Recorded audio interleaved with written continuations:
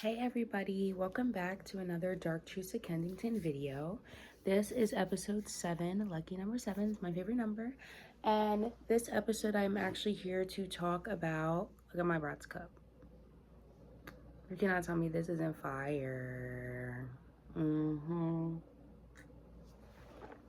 So today I'm here to talk about the murder of Kevin Selby in Kensington. I'm going to jump right into the story. A lot of people were requesting that I do unsolved murders or murder mysteries or even any type of murders in Kensington.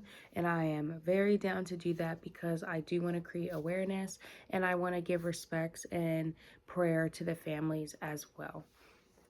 So we're going to start off with Kevin Selby. He was born May 9th, 1998. He would have been 26 this year. He was a tourist, naturally independent. You know, he could do anything that he set his mind to, and his family knew that. He could be a little stubborn at times, but that was naturally his personality. He grew up in North Philadelphia, and then he moved to like the Mayfair area. It's another area of Philly. One impressive thing about Kevin was he actually like remembered all the bus routes so that he could go across town. He would go to Target, Dollar Tree, his friends' houses, wherever he wanted to go. He memorized that bus route. And let me tell you, if you're from Philly, you know how many bus routes there are with SEPTA. The fact that he memorized more than just 2 from memory is insane. So Kevin did grow up with his mother, godmother, grandmother, and 3 sisters named China, Malika, and Sarah. They were the most important people in his life and women in his life, period.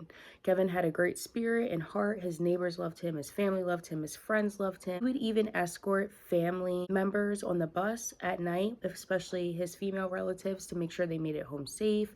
He would walk an elderly neighbor's dog and could make friends with literally anybody. His mom even said that he made friends with the DJ one time at prom. By the age of 5, he was communicating with anatomy and physiology terminology. Oh my gosh, I don't know what's happening to my words right now, but just disregard that.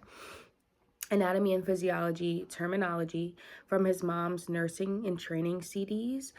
School was not something that he really enjoyed, although the work itself was naturally easy to him because he was so smart. By the age of 8, Kevin was actually diagnosed with Asperger's. He never accepted his diagnosis. He would hide it from his friends. He was very embarrassed by his condition, and he didn't want his friends to think he was crazy or stupid or weird. And he would go to great lengths to hide who he was. His grandmother even said that he was so desperate to be accepted and have friends and maintain the friends that he had that he would give away his toys, his games, anything that he would use to play with. He would give it away because he wanted to maintain the friends that he did have. He lived with his grandmother around the age of 9, and then shortly before his untimely passing, it was noted by family that Kevin did need a little extra support to help him navigate through this crazy world. But you know, we all do. Okay, I need extra support on a daily. So Kevin unfortunately never got to graduate high school, and it wasn't because of his untimely passing. It was simply because he didn't want to go. He was over it. He didn't want to go to high school anymore. He didn't want to go to school. He struggled in school regardless of how easy the work was, and the staff at his charter school that he went to would actually threaten to hold him back, berate him, annoy him, get in his face because he would not take notes in class. And then later he did his assignments with ease. So they weren't understanding, okay, you're not doing anything in this classroom, but yet you're passing everything. So they tended to berate him, which is absolutely terrible. Like, why can't somebody just be smart? Sorry. Like, so instead of school being something that he enjoyed, he actually liked to master tasks like drawing and obsessing over the shoes on his laces, paying attention to little details around him. Was it Kevin easily did. Not only a great person, but he was said to be extremely handsome. So many girls had a crush on him. You know, they all wanted to go to prom with him. China's friends were obsessed with him. His neighbors were saying how cute he was. So much so that his mom bought him a suit that he could wear in rotation to these different proms because she knew that her son would be asked over and over and over. So I thought that was really funny and cute. Like, mom was like, look, I am not funding all of these proms, okay? So if you want to go with a different girl, you better wear that same old suit in rotation. So Kevin not only struggled with Asperger's, but his dad was in and out of his life. It was something that he didn't like to bring up or talk about, but his mom could visibly tell that he was upset whenever his dad would bail on family planned dinners or holidays or just times that he said he would come see Kevin and wouldn't, understandably, because what are you doing? Why are you making false promises? Regardless, Kevin's mom did absolutely everything she could to provide for him, be there for him financially, emotionally, physically, keep clothes on his back while still working and having other children. Kevin did unfortunately get trapped into the revolving door of inpatient behavioral treatment programs. He would self-harm, such as slicing his arms and hiding it with long sleeves and sweatshirts in the summer. His family, especially his mom, could always tell something was up, and his grandmother. They were really trying to do everything that they could to help him. He was also given medication from a psychiatric doctor. However, Kevin was not feeling that shit, okay? He didn't want to take the fucking medication. I don't blame him. He would honestly only memorize the digits on the back of the bottles, okay? He was not interested in all that, but he was interested by the labels and the little numbers and letters that they had on them, the prescription numbers. He could tell what type of medicine is what based off of his photogenic memory. Kevin relied on weed to dull his explosive anger and discontentment. He would spend short stints in jail for petty crimes over and over and over. The judicial system in Philadelphia is absolute trash, and everybody knows that. But the Philadelphia system absolutely refused to acknowledge his diagnosis or behavioral health / mental issues. How would it ever get better, right? But it is also hard to have somebody else acknowledge issues that you aren't acknowledging yourself. Even if he did acknowledge it, they probably still wouldn't have helped him accordingly. On July 5th, 2020, Kevin attended an Independence Day cookout.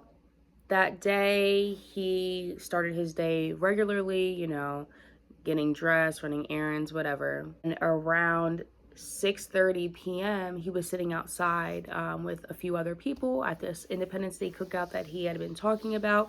It was on the 2100 block of East Ann Street in Kensington. And unfortunately, Kevin was shot throughout his entire body. Another person next to him was also shot. And they were rushed to the hospital but survived. Kevin was rushed to Temple University and later passed away from his injuries. He was sadly one out of 17 shootings that happened that day in Philadelphia, that same day. They were back to back to back to back to back to back to back for like 12 plus hours straight. Eeriest part is that a few days before his passing, he had actually told his mother that he was really in the stage of trying to find out what his strengths were. His mom said he hadn't gotten that far yet, and by the time of his death, he did become Muslim. However, he was really trying to get away from the groups of people he was hanging out with, completely do a rebranding. Like, look, I'm trying to get rid of this dead weight. I'm trying to figure out what my strengths are, and I'm trying to go get it. Like, I'm sick of, I'm sick of the life I have. So his mom was really proud of him and anxious to see, where Kevin's plans were going to take him. And unfortunately, his life was taken too soon. A janaza funeral prayer was recited for him at his service. He was cleaned, wrapped in a shroud, and buried in Philadelphia, the location I will not be disclosing. Kevin's friends and family reminisce greatly about how great of a person he was. He would even wake up homeless people sometimes and hand them money or food. And like I said, he was just really sick of hanging out with that same old negative, closed-minded crowd. They didn't necessarily have to be bad people, but just closed-mindedness. And Kevin really was looking to elevate. Unfortunately, a few months after his passing, his dad also passed away from cancer. At first, the shooter and the weapon was not found. Later on, a shooter and an accomplice were charged in connection to Kevin's murder, but they are still awaiting trial, as far as I know, in November 2024. Kevin's mom assured that her son was targeted, but she still cannot figure out why or what the motive was. Kevin's mom said that at least someone else's son is going to survive a little longer because those people are in jail. Absolutely terrible and heartbreaking, the fact that she even has to say that. The two people charged, names have not been released. Neither has a motive as to why they would take the life of this beautiful soul. I will be following this case until I do hear something or the perpetrators, and if I do, I will update in the comments. I just want to say rest in peace to Kevin Selby. If you knew Kevin personally or would like to pay respects in the comments, please comment below. And I would just like to say a quick prayer for his family. Pray that you guys find peace in this whole journey, love, light, and just know that other people are here to support you, especially me. And I wish Kevin's family the best. I really commend their strength during these years and during this time. And I hope that Kevin did have a smooth and peaceful transition to the other side, and that he is, on his journey on the other side. Thank you, everybody, for joining. Have a great day, night. Make good decisions. Treat everybody nicely. Bye. See you next time.